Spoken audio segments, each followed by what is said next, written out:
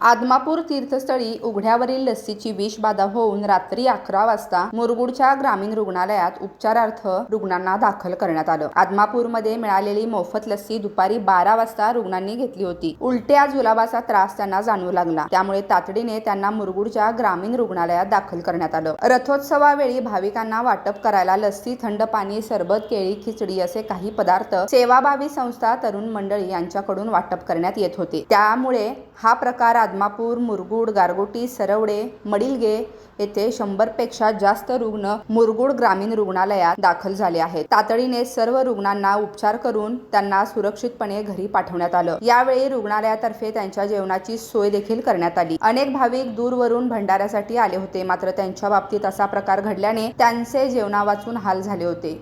हीच अडचण ओळखून ग्रामीण रुग्णालय प्रशासनाने त्यांच्या जेवणाची सोय केली। अनेक पेशंट पोटदुखीमुळे आणि उलटीमुळे त्रस्त झाले असल्याचे दिसून आले, मात्र यावेळी प्रशासनाने योग्य ते उपचार करत त्यांना सुरक्षितपणे घरी सोडले। याचबरोबर अनेक भाविक हेच पदार्थ घेऊन आपापल्या गावी गेले आहेत। त्यांच्या बाबतीत काय झाले याची दखल माहिती प्रशासन घेत आहे। केबी न्यूज मुरगुड प्रतिनिधी सर्जेराव भाट, कोल्हापूर।